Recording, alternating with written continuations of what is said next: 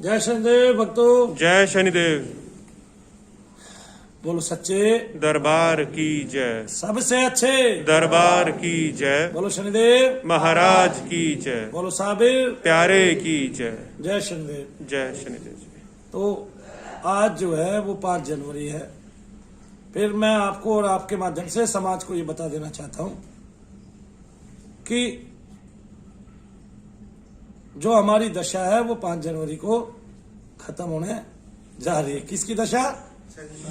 शनिदेव की। वैसे तो दशाओं में ये अध्यात्म की प्रशस्ति करते हैं और मुझे तो उन्होंने भक्ति ही प्रदान की है। तो शनिदेव महाराज जो है बहुत कष्टकारी होते हुए भी बहुत लाभकारी होते हैं आदमी के जीवन में।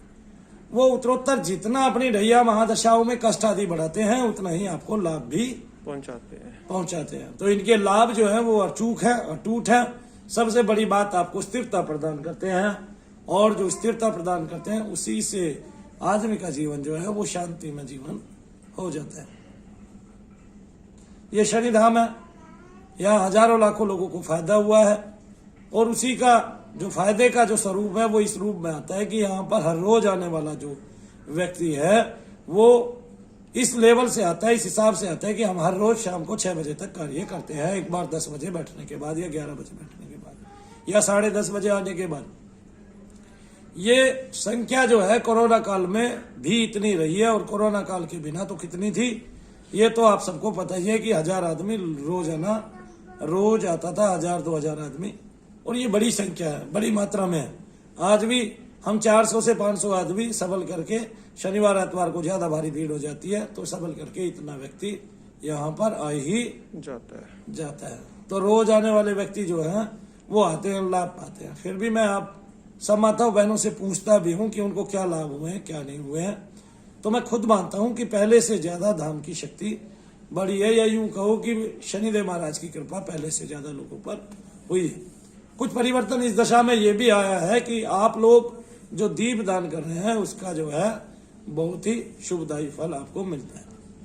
फिर भी दान करने के लिए एक वस्तु, कई चीजें बाकी हैं लेकिन एक वस्तु तो ऐसी है जिसके दान करने से घर में जो है धन धनाढ्य की वृद्धि होती है। शनिदेव महाराज की ये समय समय से मैं आपको बताऊंगा, एक साथ मैं कभी भी कुछ नहीं बताता हूं, ना एक साथ बताने की बातें हैं। जब आदमी भगवान से जुड़ जाता है, रम जाता है उसमें, तब वो जान पाता है कि मनु भैया जी जो क्रिया बता रहे हैं, जो कार्य बता रहे हैं हमें करने के लिए, वो दुनिया में सबसे सुपर है। जैसे दुनिया में सबसे ज्यादा अति उत्तम साधन किसका? भक्ति का भी, मुक्ति का भी, संति का भी और सब चीजों में वृद्धि का भी, धर्म अर्थ और काम और मोक्ष। देवता को दीप ग्रहण कराना है।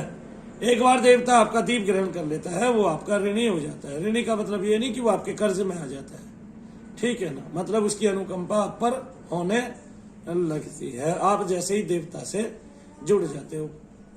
प्रदत्त पहले क्या होता था मैं ये मानूं तो पहले ये होता था कि हम लोग दीप दान करते थे, हमारे घरों में पहले से ही निगेटिविटी मौजूद है और जो नकारात्मक ऊर्जा हमारे घर में मौजूद है वो कभी भी दीपक को हमें देवता को दिलाने में मदद नहीं करती थी। अब जब देवता दीपक पाएगा ही नहीं तो आपको फल क्या देगा, विशिष्ट फल क्या देगा? तो दीपक को पाने की जो प्रक्रिया है वो देवता की मैंने आपको बताई। मनु भैया को साक्षी माने, शनिदेव महाराज मनु भैया को साक्षी मानकर मैं आपको दीप दान करता हूँ। अब इसमें कई कार्य हैं जो आपने बोल सकते हैं। मेरे कार्य में बंधन हो उसको खोलिए और मेरे कार्य की वृद्धि कीजिए। एक दूसरा, मेरे घर में जितने भी मलिन पित्र हैं उनको मुक्ति दीजिए, शांति दीजिए। मलिन प्रेत है उनको मुक्ति दीजिए, शांति दीजिए। मेरे शरीर में रोगों का निवारण कीजिए, या त्वचा में आपके रोग हैं तो त्वचा के रोगों का निवारण कीजिए। रोगों का निवारण बोलना है, कुछ नहीं करना हो, ठीक है। और प्रेत का मारण कभी भी नहीं बोलना है। हाँ, अगर कोई मारण बोलता है और उसके घर में प्रेत है तो उसके शरीर में उचाटी हो जाएगी, खुजली हो जाएगी, जलन उत्पन्न हो जाएगी उसके शरीर में तुरंत ही, आगे ना, और उसको निद्रा नहीं आएगी, सो नहीं पाएगा वो। कितनी बड़ी बात है ना। तो आपको इससे भी, दीपक के माध्यम से भी ये पता चल जाता है कि हमारे घर में ऋणात्मकता है कि नहीं है, निगेटिविटी है कि नहीं है। कितनी बड़ी प्रक्रिया है हमने बताई है। आप मानसिक जप करके ओम नमः शिवाय ओम का थोड़ी देर करके आप देख सकते हैं। अगर आपका सर भारी हो, आपको बहुत ज्यादा जम्बाहियां आए और वजन आपका कंधों का बढ़ जाए तो इससे भी आपको पता चलता है। क्या पता चलता है? कि नेगेटिविटी है, कि नेगेटिविटी है या नहीं है। एक दूसरा, ऊर्जा आपको किस रूप में मिल रही है ये भी पता चलता है। और सबसे बड़ी बात यह है, उन तरंगों को पहचानने की शक्ति व्यक्ति विशेष में ही होती है, सब में वो नहीं होती है। कुछ लोग इसको दृष्टि खुल्ला भी बोलते हैं, लेकिन मैं इसको दृष्टि खुल्ला नहीं मानता हूँ। इसमें देवता विशेष या आपका सिद्धि विशेष, ठीक है, पहले मैंने सिद्धियों का भेद बताया, अपरा और परा। सिद्धि विशेष इसमें जो है आपकी मदद करती है, और देवता कई बार आपको दिखाते भी हैं, जैसे आप टीवी स्क्रीन पर देखते हैं, इस तरह से आप लोग देख भी पाते हैं। इसमें बहुत सारे लोगों की रुचि हो सकती है, लेकिन मूल ये नहीं है। मूल ये नहीं है। आपकी समस्याओं को बता देना भी मूल नहीं है, आपकी समस्याओं को हटा देना मूल है। और जितनी पूरे संसार भर में बताने वाले हैं, उतनी समस्या तो आपकी एक दीपक से ही हट जाती है। तो मेरा मानना यह है कि अगर कोई व्यक्ति 2 महीने तक अपने घर में दीप दान करता है, शनिदेव महाराज को मानकर, और रोजाना 5 नए दीपक दान करता है तेल के साथ, वो भी अपने पितरों की मुक्ति मुफ्त में ही करा लेगा। उसमें ज्यादा से ज्यादा उसका 2000-4000 रुपये खर्च होगा दीप दान करने में, तेल, बत्ती और दीप। हर बार आपने नए ही दीपक लेने एक बार। और ये मनु भैया दोनों हाथों को उठाकर कहते हैं कि जो इस प्रकार से करेगा उसके पितरों को मुक्ति और शांति मिलेगी ही मिलेगी। अब आप धाम में क्रिया कराएं पितरों के लिए या नहीं कराएं। तीसरा, जिस व्यक्ति में प्रेत विशेष है और प्रेत ने उसके शरीर के रोम रोम को, छिद्र छिद्र को पकड़ लिया है, यानी कि उसके शरीर को अपना लिया है पूर्ण रूप से, उसी व्यक्ति का मनु भैया कार्य कर रहे हैं। जिनको 2-4 साल से प्रेत है, वो तो घर पे बैठ के वीडियो भी देखेंगे तो भी उनके प्रेत निकल जाते हैं और उनके झपट्टे आदि ठीक हो जाते हैं। मलिनता के लिए भी पहली बात क्या होता है कि जब आप 2 बार आते हैं तो 2 बार में आपके प्रेत कटते हैं, और तीसरी बार में आते हैं तो तीसरी बार से प्रेत का असर निकलना स्टार्ट होता है। यानी कि आपके जो दर्द वगैरह है, जहां जहां वो बैठते थे, प्रेत बैठते थे, वो दर्द वगैरह जो है वो आपका असर निकलना स्टार्ट होता है। किसी को ये प्रक्रिया 2-4 बार में ही फिट हो जाती है, और किसी के ऊपर ये प्रक्रिया 10 बार में, 20 बार में भी फिट हो सकती है। सूत्राम अनुभव ये है कि जिनको टाइम लगता है वो ये एक रोग विशेष के बारे में जाने। मेरे से व्यक्ति डॉक्टर के पास जाता है, दवाइयां लेता है, डॉक्टर बताता है आपको फीवर चढ़ा है। अभी आपने दवाई ली है, कोई व्यक्ति 1 खुराक खाते ही ठीक हो जाता है, किसी को 3 दिन तक लगातार 6 खुराक खानी पड़ती हैं, और 3 दिन तक बुखार भी चढ़ता उतरता है और चलता रहता है। किसी का 5 दिन तक बुखार चढ़ सकता है, लेकिन वो दवाइयां खाता है। अब कोई डॉक्टर बदल देगा, वरना कोई डॉक्टर उसकी खुराक बदल देगा, यानी कि उसकी दवाइयां बदल देगा उसको ठीक करने के लिए। इस तरह से हम जब डॉक्टर के पास जाते हैं, डॉक्टर अनन्य प्रकार से हमें दवाइयां बदल बदल के देता रहेगा। हमारे टेस्ट भी लिखेगा, बाद में भी कई टेस्ट लिखेगा। लिखता है कि नहीं लिखता है? बिल्कुल जी। लेकिन शुरुआती लक्षणों से डॉक्टर ये नहीं कह सकता कि आप भी एक ही खुराक में ठीक हो जाओगे और वो सब लोग भी एक ही खुराक में ठीक हो जाएंगे। ये धाम की प्रक्रिया है। ये वीडियो जो मैंने बनाई है, ये वीडियो एक नए चैनल पे डाली जा रही है। ये चैनल हर्ष भैया का चैनल है। किसका चैनल है? हर्ष भैया का। हाँ, और उस चैनल की मैं घोषणा करता हूँ, हर्ष भैया उस चैनल को ऑपरेट करेंगे, और हर्ष भैया की जो सिद्धियां हैं या जो देवता हैं वो जो आपको बताते हैं वो भी उसमें दिखाया जाएगा। व्यक्ति विशेष का उसमें चेहरा ना दिखाया जाना जरूरी नहीं है, क्योंकि हम उसमें चेहरा दिखाना भी नहीं चाहते। हाँ, आदमी के पीछे से वीडियो बनेगी, उसकी मर्जी है कि वो चेहरा दिखाए या ना दिखाए, आगे ना। लेकिन हर्ष भैया सबको बताने के लिए उत्तेजित भी रहेंगे और आपके साथ मेहनत भी करेंगे। आपने समय और सदुपयोग देना है, साथ देना है समय से। आपने स्थिरता लेके आनी है। हमारे लिए कोई भी पहली बार आने वाला व्यक्ति उतना महत्व नहीं रखता जितना दूसरी बार या 4 बार या अनन्य बार आने वाला व्यक्ति महत्ता रखता है। क्यों रखता है? हमारा प्रेम उसी के लिए होता है जो पुराना है, पुरातन है। इसके पीछे कारण क्या है? इसके पीछे कारण यह है कि जो पुराना हमारे पास आता है उसके हमारे देवता भी उसके ऋणी होते हैं, क्योंकि उसने हमारे मंदिर में कुछ ना कुछ दान दिया होता है। क्या दिया होता है? दान दिया होता है। दान दिया होता है मंदिर के लिए।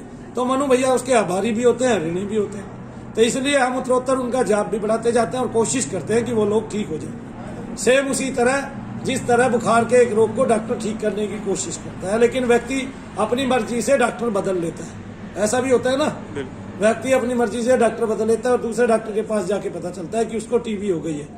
यहाँ भी सेम ऐसे ही होता है कि जिसका रोग कठिन है उस कठिन रोग को निकालने की मनु भैया भरसक प्रयास करते हैं और कोशिश करते हैं। उसमें बहुत सारे लोगों का जीवन संवर जाता है, बहुत सारे लोग उत्तमता से बिल्कुल ठीक हो जाते हैं। हमारी मंजू बहन आई है जिनकी दृष्टि करीम खान ने खोली है। ऐसे तो उत्तरोत्तर ये होता है इस तरह से हम लोग बहुत ही पावन और पुण्य होकर मनु भैया के पास आते हैं। लेकिन पहली बार आने वाले व्यक्ति जो है वो उतना महत्व हमारे लिए नहीं रखते, और वो तो बिल्कुल भी नहीं रखता जो धैर्य के साथ चुप होकर नहीं बैठता है और अपनी बारी का इंतजार नहीं करता है और इधर उधर की बातें करता है, तो वो बेशक जा सकता है। जिसको क्या कहते हैं, जिसको चिंता ज्यादा है और जो क्या कहते हैं, जिसके मन में बार बार उद्वेग उठ रहे हैं, भावनाएं आ रही है अलग अलग प्रकार की, और जो ये सोचता है पता नहीं मैं ठीक होऊंगा कि नहीं होऊंगा, वो जा सकता है। हमने किसी के पैर नहीं रोके हुए हैं, वो आया भी अपनी मर्जी से। हाँ, वो हमारे से किराया लेके भी जा सकता है, हम ये भी कह सकते हैं वो हमारे से किराया लेके भी जा सकता है। ऐसे हमने व्यक्तियों को पैसे भी वापस किए, बहुतों को पैसे वापस किए। क्यों? क्योंकि उनको उत्तेजना थी, अरे मैंने अकल क्रिया कराई थी, मुझे कुछ लाभ नहीं हुआ। ऐसा नहीं होता है कभी भी। आपने अभी दवाई खाई नहीं, कुछ भी दवाई हमने दी नहीं आपके लिए, अभी हमने जाप करना शुरू नहीं किया, अभी देवता की प्रक्रिया शुरू हुई है। 10 दिन तक देवता आपके प्रेत को काटते हैं, मोस्टली 2 बार में आपके घर के सारे प्रेत कट जाते हैं। अब बारी किसकी आती है? बारी उसकी आती है जिसको प्रेत के साथ पितृदोष भी है और साथ में देवदोष भी है। देवदोष का मतलब यह है कि जो तांत्रिक आदि हैं उनको आपको प्रेत नहीं भेजने पड़ते। वो तांत्रिक आपको क्या भेजेगा? वो आपके अंदर एक देवता को फिट करेगा, वो देवता के प्रेत जो है चेहरे। अब उसका देवता का ये वर्चस्व वजूद है कि उसके पास 4 प्रेत रहने। अब वो आपके शरीर में 4 प्रेत हैं, 4 प्रेत मनु भैया ने काटे। 4 प्रेत कटने के बाद 4 अपने आप प्रकट हो जाते हैं हवा से, आसपास के वातावरण से, और वो 4 जो है वो फिर देवता की रक्षा के लिए आगे आ जाते हैं। अब मनु भैया पहले देवता को पकड़ते हैं, तो देवता पकड़ने के बाद वो 4 आने आवागमन का जो चक्कर है वो बंद हो जाता है। इस तरह आप लोगों को ठीक करने की जो ये सूक्ष्म विधि है ये और भी सूक्ष्म है, क्योंकि मैं बताऊंगा आपको वो समझ में नहीं आएगी। तो उसको समझने के लिए जो है बहुत ही कुछ करना पड़ेगा। क्या करना पड़ेगा कि आपको आना यहाँ पर पड़ेगा, और हम जैसे जैसे देख रहे हैं आप खुद भी आकर यहाँ देखते हैं कि आपके साथ वाले बहुत सारे लोग ठीक हो गए, आपको ठीक होने में समय लग रहा है। अब आपको ये मानना ही मानना पड़ेगा कि दूसरों से ज्यादा ताकतवर आपकी चीज है, ठीक है ना। फिर हमारे ही कई शिष्य जो है बाहर चले गए, उनके चैनल भी हैं, वो भी कहते हैं कि मनु भैया जी बहुत कम पैसे में प्रेत काटते हैं। इसका मतलब यह है कि मैं लेता बहुत कम हूं और समस्या आपकी बहुत ज्यादा, ठीक है ना। लेकिन इसमें आपने जो दिया, आपने उसका अभिमान नहीं करना है कि मैंने बहुत कुछ दे दिया। बहुत कुछ से कुछ भी नहीं होता। अगर इतना ही कुछ दिया होता तो मैं 1000 एकड़ में आपके लिए बड़ा धाम बना देता, ऐसा ही ना। किसको अपना नाम नहीं कमाना बताओ? किसको अपनी सत्ता नहीं चाहिए बताओ? ठीक है, सारी दुनिया 25-25, 50-50 करोड़ के मंदिर बना रही है। ऐसे ऐसे महात्मा है जो 5-5 लाख करोड़ के मंदिर जिन्होंने डिक्लेयर कर दिए भारत में, कर दिए कि नहीं कर दिए? फिर ऐसे ऐसे महात्मा है जिनके इतने बड़े बड़े आश्रम है। कुछ अगर मैं तो आपके सामने बैठ के सवेरे से शाम तक पसीना घिसा के भी एक बहुत बड़ी चीज आप लोगों के लिए नहीं बना पाया। आ रहा है समझ में? तो फिर अब उन्हीं के कहने के अनुकूल मैं मान लेता हूं कि मैंने एक आदमी से 4000 रुपए लिए। अब उस आदमी की जो अंदर प्रेत की सत्ता थी उसमें पूर्ण रूप से वो वास कर चुकी है। उसके मन बुद्धि पे, अहंकार पे, सब जगह उसी का कब्जा है। वो अपना जीवन नहीं जीता है, वो प्रेत का ही जीवन जीता है। वो प्रेत कहता है 4 पाई पे लेटा है, तो वो आलस्य में भरा हुआ 4 पाई पे लेटा रहता है। उस प्रेत को खाने का मन होता है तो वो उसको खाने देता है। उस प्रेत का सोने का मन होता है तो वो उसको सुलाता रहता है। वैसे भी प्रेतों को एकांत ही चाहिए होता है, उसको शोर पसंद नहीं है। उसको शोर पसंद नहीं है कैसे माने? जैसे मैं अभी यहाँ पे ढोल बजाने लगूं, मैं करके दिखा सकता हूँ। मैं अभी यहाँ पे एक गाना चला दूंगा काली माता का और सबके सिर घूमने लगेंगे जिनको प्रेत है। एक बात, मैं मुंह से भी जाप करूंगा तो भी सबके सिर घूमने लगेंगे कि नहीं? बिल्कुल जी। इसके पीछे कारण यह है कि प्रेत को शांति चाहिए, एकांत चाहिए। उसको शांति में ही जीने की आदत होती है। शोर मचाने वाला कोई होता है, और वो सब जगह होता है, आदमियों में भी होता है ना। तो जो सब जगह होता है शोर मचाने वाला, उसकी सत्ता थोड़ी डिफरेंट प्रकार की रहती है। वो कुछ टाइम आपके शोर मचाता है, वो भी ठीक हो जाता है। आप कोई भी धाम, पूरी दुनिया में कोई भी धाम ऐसा नहीं देखते जहां मन्नू भैया की तरह प्रेत निकाले जाते हो, क्योंकि वहां दिखावा होता है और कुछ नहीं किया जाता। आपको भी ये लालसा होती है कि मेरे अंदर क्या है, ये खोल के और बोल के बताए। अगर ऐसे खेलने और बुलाने की ही बात रही तो आपका प्रेत कभी भी नहीं जा सकता, क्योंकि मन बुद्धि उसने आपका पहले से ही पकड़ा हुआ है। आपने अपने शरीर को किसी और को कब्जे में दे दिया। सत्ता आपकी है, यूज कोई और कर रहा है, प्रयोग उसका कोई और कर रहा है। अब वो दुरुपयोग कर रहा है उसका। क्या कर रहा है? दुरुपयोग। प्रयोग की बजाय क्या कर रहा है? दुरुपयोग। दुरुपयोग कर रहा है। क्योंकि आप समाज के बहुत अनन्य भाव से बहुत सारे कार्य कर सकते थे। आप अपने बच्चों का पालन करते, उसने आपके पैर तोड़ दिए, आपको उठने नहीं देता, आपके पैरों में दर्द कर दिया। एक स्त्री के पैरों में और कमर में दर्द कर दिया, वो अपने बच्चों की रोटी बनाती सवेरे, कम से कम अपने पोती पोतों को खिलाती। आपके लिए बोल रहा हूँ, अपने पोती पोतों को खिलाती। लेकिन अभी माता की गोद में वो पोती पोता है नहीं, क्योंकि माता ही जो है ना इतनी दर्द में दुखी है, कष्ट में। फिर साल में बार बार हॉस्पिटल जो जाना होता है वो इसी से जाना होता है। क्या अब लोगों में वो क्षमता नहीं रही जो पहले थी? वाकई में वो क्षमता नहीं। पहले लोग भगवान का भजन ज्यादा करते थे, अब इंटरनेट ज्यादा स्टार्ट हो गया। देखते हैं, फोन ज्यादा देखते हैं, तो भगवान के भजन की तो बात ही नहीं रही। अब जब भगवान का भजन ही नहीं रहा तो फिर लोगों में प्रेत तो घुसेंगे ही घुसेंगे। प्रेत कहां से आए? ऑब्वियसली ये हमारी ही सत्ता है। जब हम ऊपर वाले का भजन नहीं करेंगे तो ऊपर जाएंगे कैसे? जैसे जैसे समाज में विकृति आ रही है वैसे वैसे प्रेत तत्व बढ़ता जा रहा है। उसको आप मलिन पितृ बोलिए, पितृ ही प्रेत है ना? कैसे? जैसे मान लिया मेरे घर का कोई मर गया और वो इस बहन पर आ गया तो इसके लिए वो प्रेत है।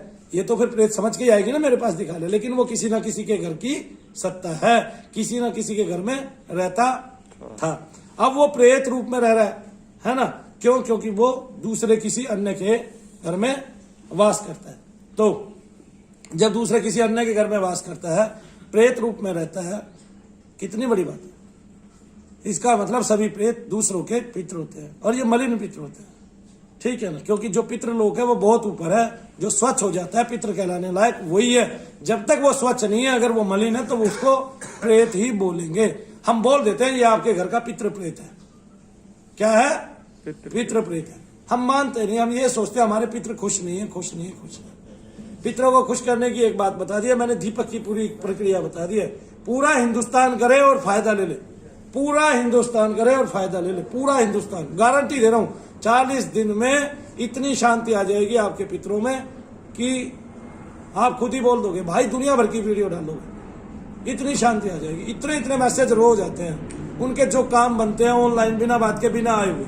जो बहुत सारे लोग हमें फॉलो करते हैं, वो जाप करते हैं। कल भी एक भाई ने बताया ओम नमः शिवाय ओम का जाप करने से उसकी कैसे तकदीर खुल गई, ठीक है ना? आप देखते भी हैं। तो वो सत्ता जो है, वो सत्ता पूरे पृथ्वी लोक पर मौजूद है, उसका कंपन पूरे पृथ्वी लोक पर मौजूद है, उसकी तरंगे, उसकी ऊर्जा पूरे पृथ्वी लोक पर मौजूद है। उस सत्ता को जिस नाम से पुकारते हैं वो उसी नाम से आपके सामने प्रकट हो जाती है। तो मैं शनिदेव के नाम से पुकारता हूँ, शनिदेव के नाम से वो मेरे सामने प्रकट हो जाती है। तो मूल रूप में सत्ता तो एक ही है, सही बात। मूल रूप में सब एक ही है, सत्ता एक ही है। अब मैंने उसको शनिदेव के नाम से पुकारा, वो आया और उसने काम कर दिया। आपने मुझे साक्षी माना। अब जो मूल रूप से मेरी सत्ता है वो आपके साक्ष्य का काम करती है।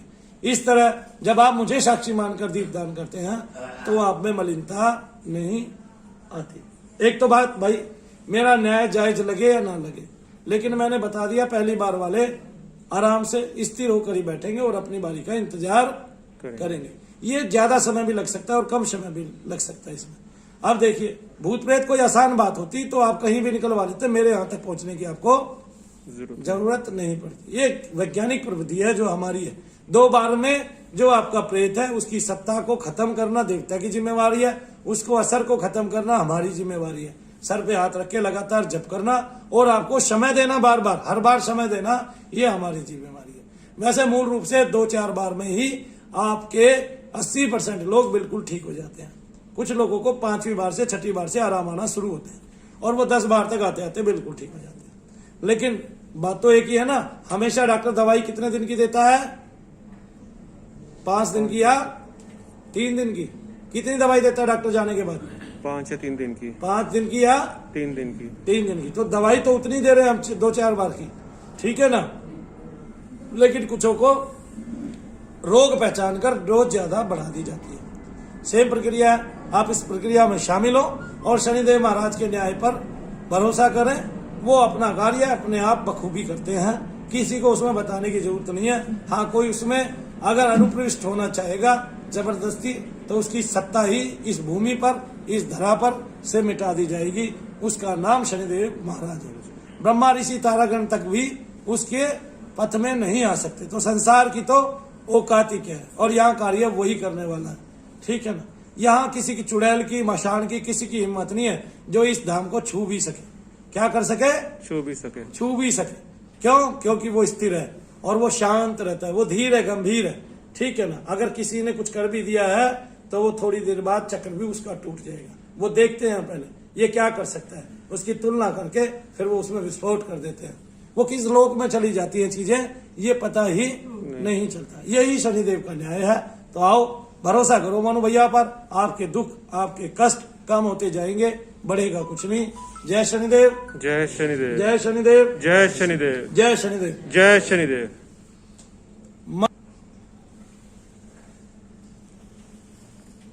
यहां नाम नहीं रहेगा, नाम रहेगा मन हर्ष। है क्या नाम रहेगा? मन हर्ष।